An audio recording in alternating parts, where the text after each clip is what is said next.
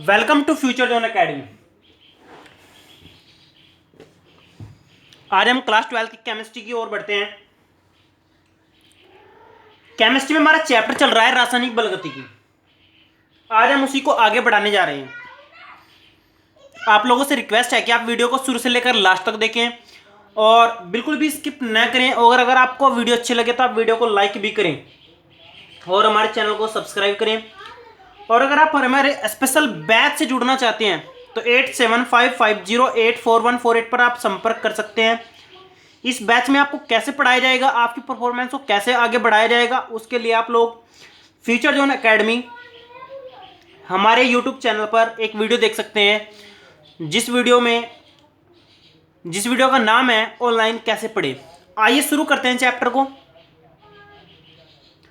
तो चैप्टर में जो आज हमारा जो पार्ट 2 चल रहा है उसकी पहली हेडिंग है अभिक्रिया के वेग को प्रभावित करने वाले कारक।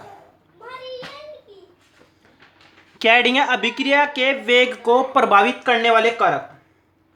तो आखिर अभिक्रिया के वेग को क्या क्या प्रभावित करते हैं, तो एक बार उन पर प्रकाश डाल देते हैं। तो पहला है सांद्रता का प्रभाव या सांद्रण का प्रभाव। आप लोग ध्यान दीजिए, जैसे जैसे आपकी सांद्रता बढ़ेगी तो सांद्रता बढ़ने के साथ साथ आपका वेग भी बढ़ता है। तो मैं कह सकता हूं कि जो वेग अनुक्रमानुपाती होता है सांद्रण के, इसको आप ऐसे समझिए कि आपके पास एक अनाज की टंकी है और नीचे से आप क्या निकालते हैं? अनाज निकालते हैं। जैसे जैसे जितना ज्यादा आप अनाज डालेंगे यानी सांद्रण ज्यादा करेंगे, उतनी तेजी के साथ, उतनी स्पीड के साथ आपका अनाज बाहर निकलेगा। तो इसका मतलब क्या हुआ? आप सांद्रण बढ़ाएंगे तो आपकी स्पीड बढ़ेगी, वेग बढ़ेगा। क्लियर? अगर दूसरे हेडिंग की ओर बढ़ते हैं, ताप का प्रभाव, तापमान। आप लोग याद रखिए, ताप जैसे जैसे आप बढ़ाते जाएंगे वैसे ही आपकी स्पीड बढ़ेगी, वेग क्या होगा? आपका बढ़ता चला जाएगा। यानी ताप वेग के अनुक्रमानुपाती होता है और वेग ताप के अनुक्रमानुपाती होता है। या फिर आप कह सकते हैं कि तापमान जैसे जैसे आप बढ़ाते जाएंगे वैसे वैसे आपका वेग बढ़ेगा और तापमान जैसे जैसे आप घटाएंगे वैसे ही आपका वेग घटता जाएगा। एक बात और याद रखना, आपको मैं नोट करके यहीं पर बता रहा हूं कि टेम्परेचर अगर आप 10 डिग्री सेल्सियस से लगभग बढ़ा देते हैं तो आपका वेग पहले से डबल हो जाता है, 2 गुना हो जाता है। ओके, आप लोग इस चीज को ध्यान से समझ लीजिए। अगर आप वेग 2 गुना कर रहे हैं तो लगभग आपका टेम्परेचर डबल यानी 10% इंक्रीज हो जाएगा, 10% आपका बढ़ जाएगा। ओके, 10 डिग्री सेल्सियस आपका बढ़ जाएगा, 10 डिग्री सेल्सियस टेम्परेचर पर आपका वेग 2 गुना हो जाएगा। ओके, तीसरे पॉइंट की ओर चलते हैं। तीसरा पॉइंट है आपका दाब का प्रभाव। याद रखना, अगर आप दाब बढ़ाएंगे तो आपका सांद्रता का मान बढ़ेगा, जिसके कारण आपका वेग भी बढ़ जाएगा। या फिर आप कह सकते हैं कि जो दाब का प्रभाव होगा वही आपका किसका प्रभाव होगा? सांद्रण का। और जो आपका सांद्रण का प्रभाव होगा वही आपका किस पर पड़ेगा? वेग पर। तो सांद्रण बढ़ाने पर वेग बढ़ता है तो दाब बढ़ाने पर भी आपका वेग बढ़ेगा। आइए नेक्स्ट पॉइंट पर देखते हैं, उत्प्रेरक का प्रभाव। ये आपका वेरी वेरी इंपॉर्टेंट है 12th क्लास के लिए कि उत्प्रेरक आपका क्या होता है। ये आपका पार्ट 6 लेसन 6 में चलेगा। कौन से 6 में? पृष्ठ रसायन चैप्टर है एक आपका, उसमें आप इसे पढ़ेंगे। यहां पर आपको मैं छोटा सा पॉइंट करके बता रहा हूं। उत्प्रेरक, उत्प्रेरक हमारे पास वो पदार्थ होता है जो अभिक्रिया के वेग को परिवर्तित करने का कार्य करता है। यह अभिक्रिया के वेग को बढ़ा देता है, तो जो बढ़ा देते हैं उनको बोलते हैं वर्धक और जो घटा देते हैं उनको हम बोलते हैं विषकारक। ओके, तो ध्यान रखिए, उत्प्रेरक आपका कौन सा पदार्थ होता है जो अभिक्रिया के वेग को परिवर्तित करता है बिना अपने आप बदले हुए, अपने आप बिल्कुल भी परिवर्तित नहीं होता है। तो अभिक्रिया के वेग को बढ़ा भी देता है और घटा भी देता है। तो ये प्रभाव आप इसका समझ चुके हैं। आगे बढ़ते हैं। अभिकारी पदार्थों की प्रकृति। अभिकारी पदार्थ का मतलब कुछ पदार्थ ऐसे होते हैं जो आपकी अभिक्रिया बहुत फास्ट करते हैं, जैसे कि आपका सोडियम हुआ, NaCl हुआ, ये सब आपके क्या है? अति क्रियाशील तत्व हैं। और जो आपके अति क्रियाशील तत्व होते हैं वे है ना क्या करते हैं? बहुत फास्ट रिएक्शन करते हैं। तो जब आपके फास्ट रिएक्शन कर रहे हैं तो आप ये समझ सकते हैं कि अभिकारी पदार्थों की प्रकृति भी एक वेग पर बहुत बड़ा प्रभाव डालती है। अब मान लो मैं एक चीज लेकर चलूं, एक लोहा लेकर चलता हूं और प्लस उसकी ऑक्सीजन के साथ अभिक्रिया कराता हूं, तो आप देखते हैं कि लोहे पर जंग बहुत दिनों बाद लगती है। तो इसका मतलब इनकी प्रकृति लो क्वालिटी की है और ये अभिक्रिया बहुत दिनों बाद करेंगी। वहीं पर आप एक एग्जांपल लीजिए, सोडियम और प्लस आप H2O, जल में इसको डालिए एकदम आग लग जाएगी। ये अभिक्रिया आपकी बहुत तीव्र होती है। इसलिए आप देख रहे हैं कि अभिक्रिया की पदार्थों की प्रकृति इनकी बहुत खतरनाक है, इसलिए अभिक्रिया आपकी बहुत जल्दी होगी और समय बहुत कम लगेगा। तो आप ये सब पॉइंट समझ चुके हैं कि अभिक्रिया के वेग को कौन कौन से कारक पदार्थ या प्रभावित करते हैं। आगे बढ़ते हैं नेक्स्ट हेडिंग की ओर। नेक्स्ट हेडिंग हमारी वेग का नियम। आप लोग इस चीज पर विशेष ध्यान दीजिए क्योंकि ये आपके 12th क्लास के पेपर में बहुत बार पूछा गया है, वेग का नियम। तो वेग का नियम आपको क्या होता है, ध्यान से देखिए। वेग के नियम के अनुसार आप ये समझिए कि जो आपका वेग होता है ना, वेग वो अनुक्रमानुपाती होता है सांद्रण के गुणनफल के। किसके? सांद्रण के गुणनफल के। जितने भी आपके सांद्रण होंगे उनके सबके क्या होता है, गुणनफल के अनुक्रमानुपाती होता है। तो ये तो आपका है वेग का नियम। अब आप इसको कैसे लिखेंगे, देखिए आप लोग इस चीज को ध्यान से समझिए। मान लो हमारे पास एक अभिक्रिया है Na प्लस Nb और आपने एक उत्पाद बनाया, कुछ भी आपने प्रोडक्ट बनाया, कुछ भी आपका जो है ना मतलब नया पदार्थ बनाया, उसको हम क्या बोलते हैं, उत्पाद बोलते हैं और प्रोडक्ट बोलते हैं। ये आपका नया प्रोडक्ट तैयार हो गया है।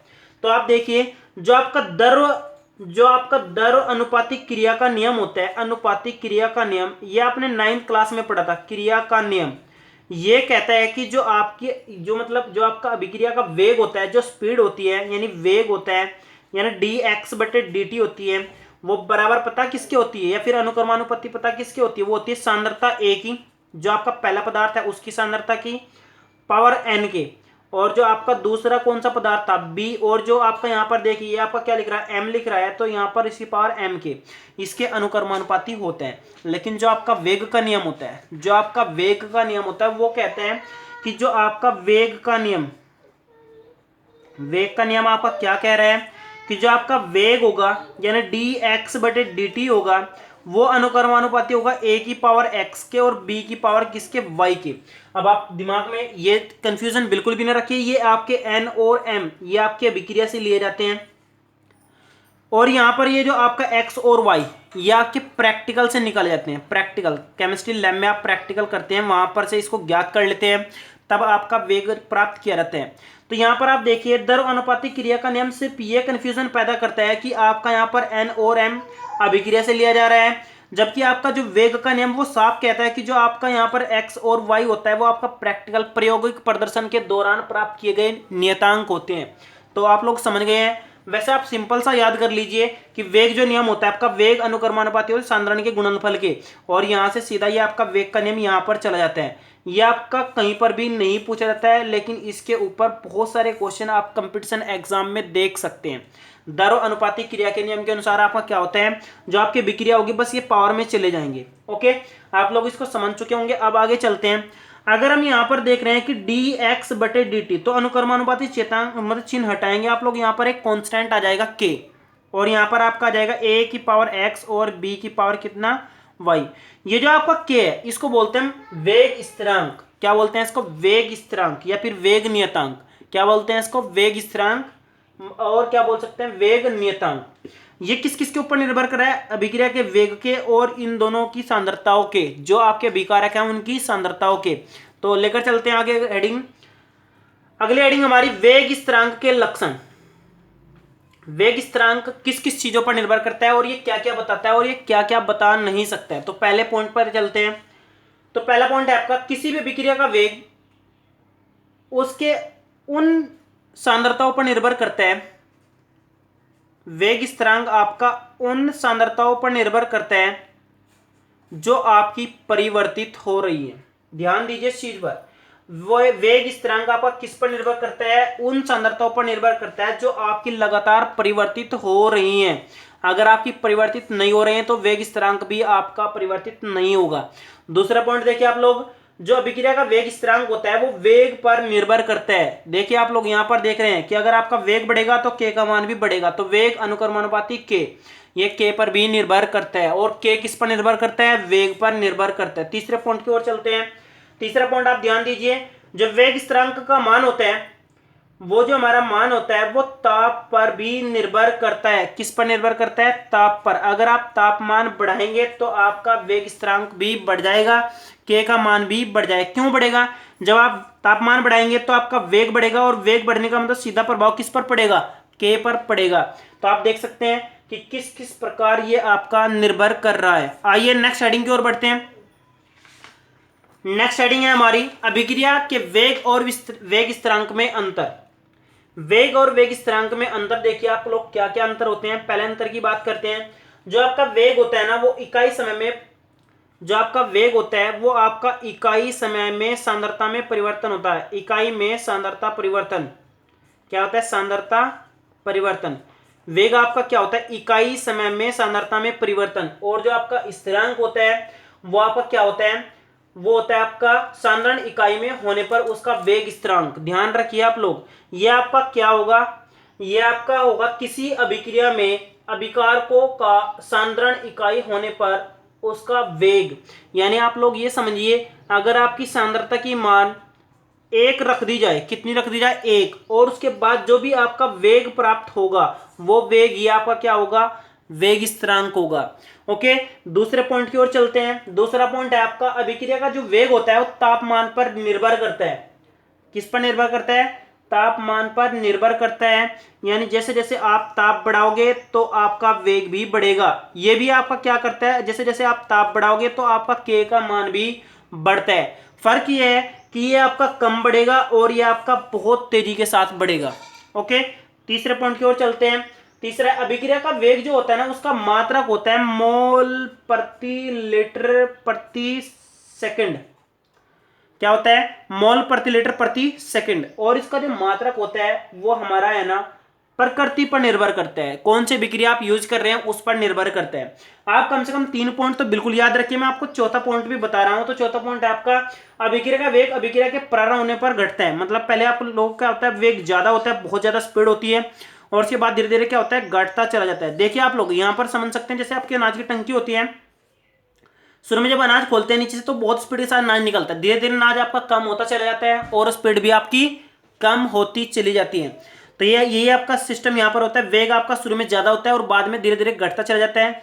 और यहाँ पर के बारे में ध्यान है कि ये के जो होता है ना आपका, ये आपका स्थिर रहता है। एक अभिक्रिया के लिए लगभग लगभग आपका नियत रहता है और बिल्कुल भी परिवर्तित नहीं होता है। ओके, आइए नेक्स्ट हेडिंग की ओर बढ़ते हैं। नेक्स्ट हेडिंग है हमारी अभिक्रिया की आणविकता। अभिक्रिया की आणविकता। अभिक्रिया हमारे पास 3 प्रकार की सामान्यता होती हैं, एकाणुक, द्विअणुक और त्रिअणुक। एक हमारे पास जो मैंने इनसे अलग रखी गई है वो कौन सी है? जटिल। वैसे आप लोग याद रखिए कि जो आपकी आणविकता होती है वो त्रिअणु की होती है। त्रिअणुक के बाद कोई भी आपकी आणविकता नहीं होती है। बस एक आपका मैंने जटिल इसलिए रखा है क्योंकि ये आपका हायर लेवल में काउंटिंग होती है इसकी। अब देखिए आपका एकाणुक अभिक्रिया कौन सी होती है? एकाणुक अभिक्रिया वे होती हैं जिनमें अभिकारक आपका एक अणु का होता है। कैसा होता है? अभिकारक आपका एक अणु का होता है। यानी जो आपके अभिक्रिया करने वाले पदार्थ हैं वो एक अणु होते हैं। जैसे कि आप एग्जांपल ले सकते हैं। क्या एग्जांपल है इसका? H2O2 लो और उसके बाद इसको तोड़ दो, H2O प्लस आपका 1/2O2 हो जाएगा। ओके, आगे बढ़ते हैं नेक्स्ट हेडिंग की ओर। तो यहां पर आप देख सकते हैं कि आप लोग क्या देख सकते हैं कि आपका एक अभिकारक पदार्थ है और वो 2 या 2 से अधिक पदार्थों में टूट रहा है, तो इसलिए क्या है? एक अणुक है। अगर हम द्विअणुक की बात करें, यहां पर आपके 2 अणु होंगे और वो 2 या 2 से अधिक पदार्थ का निर्माण करेंगे। जैसे कि एग्जांपल ले सकते हैं H2 प्लस I2, तो आपका क्या बनेगा? 2HI। यहां पर देखिए एक अणु और एक अणु दोनों मिलकर यानी 2 अणु हो गए हैं, और 2 अणु आपका क्या कर रहे हैं? एक पदार्थ बना रहे हैं, इसलिए क्या होंगे? द्विअणुक होंगे। अब बात करते हैं त्रिक अणुक की।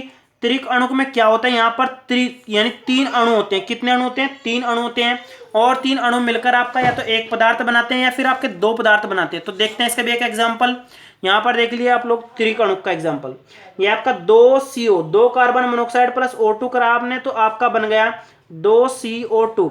ये आपकी 2 अणु ये रहे और एक अणु आपका ये रहा, तो टोटल आपकी कितनी हो गई? 3 अणु। तो इसलिए आपका क्या कहला रहा है? त्रिक अणु। तो आपकी त्रिक अणु तक अभिक्रिया होती है। त्रिक अणु के बाद आपकी जो भी अभिक्रिया होती है वो आपकी कई पार्ट में होती है। जो आपकी कई पार्ट में अभिक्रिया होती है उस अभिक्रिया को बोलते हैं हम जटिल अभिक्रिया। क्या बोलते हैं उसको? जटिल अभिक्रिया। ओके, तो हम अब बात करते हैं जटिल अभिक्रिया की। तो जटिल अभिक्रिया आपकी कैसी होती है? ये अभिक्रिया आपकी वे अभिक्रियाएं होती हैं जो जो 2 या 2 से अधिक पदों में पूर्ण होती हैं, वो आपकी सभी अभिक्रिया जटिल अभिक्रिया होती हैं। इनमें आपके कम से कम 2 पार्ट होते हैं और उसके ज्यादा भी हो सकते हैं। जैसे कि एक एग्जांपल ले लेते हैं। जो आपकी अभिक्रिया 4HBr और प्लस अगर हम O2 कर लें तो आपकी अभिक्रिया होगी, उसमें बनेगा 2H2O प्लस आपका बनेगा 2Br2। अब आप लोग देखिए ये जो आपकी अभिक्रिया है ये आपकी अभिक्रिया कैसे कंप्लीट होती है? पहले पद में जो पहला स्टेप होता है आपका, उसमें क्या होता है? हाइड्रोजन ब्रोमाइड होता है और उसकी ऑक्सीजन के साथ अभिक्रिया होती है और आपका HOOBr बन जाता है। ये आपका पहला स्टेप है और ये आपका बहुत मंद अभिक्रिया का होता है, बहुत मंद अभिक्रिया होती है, मतलब धीरे धीरे कंप्लीट होता है। दूसरे स्टेप की ओर चलते हैं। दूसरे स्टेप में ये जो आपका पदार्थ है, ये देखिए आप लोग, ये जो आपका पदार्थ है HOOBr, ये आपका पदार्थ फिर दोबारा से HBr के साथ अभिक्रिया करता है और अभिक्रिया करने के बाद आपका बनाता है 2HOBr। ये आपकी तीव्र अभिक्रिया होती है, थोड़ा फास्ट अभिक्रिया होती है। तीसरे स्टेप में देखिए आपका क्या होता है, ये जो आपका क्या है 2HOBr है, ये आपका HOBr जो है फिर से अभिक्रिया करता है किसके साथ, HBr के। इसको डबल कर लेते हैं क्योंकि ये डबल है आपका, और जो आपका बनता है वो बनता है Br2 प्लस H2O, और इसका भी क्या हो जाएगा यहाँ पर डबल हो जाएगा। ये आपकी अभिक्रिया ऐसे कंप्लीट होती है। तो आप देख सकते हैं कि कम से कम ये 3 स्टेप में आपकी अभिक्रिया कंप्लीट हुई। जो भी अभिक्रिया आपकी 2 या 2 से अधिक पदों में पूर्ण होती है वो अभिक्रिया आपकी क्या होती है, जटिल अभिक्रिया होती है। कैसी होती है, जटिल अभिक्रिया। तो आप लोग ऐसे अभिक्रिया के बारे में बहुत सारा देखेंगे आगे, और ये अभिक्रिया आपकी ज्यादा कर रहना दूसरी बुक में जो मिलेंगी उसमें सबसे ज्यादा मिलेंगी, क्योंकि उसमें जो आपका जैवाणु चैप्टर है वो लगभग इसी प्रकार की अभिक्रियाओं से भरा हुआ है। आप लोगों को अगर हमारी वीडियो अच्छी लगे तो आप वीडियो को लाइक करें और हमारे चैनल को सब्सक्राइब करें। Okay, thank you.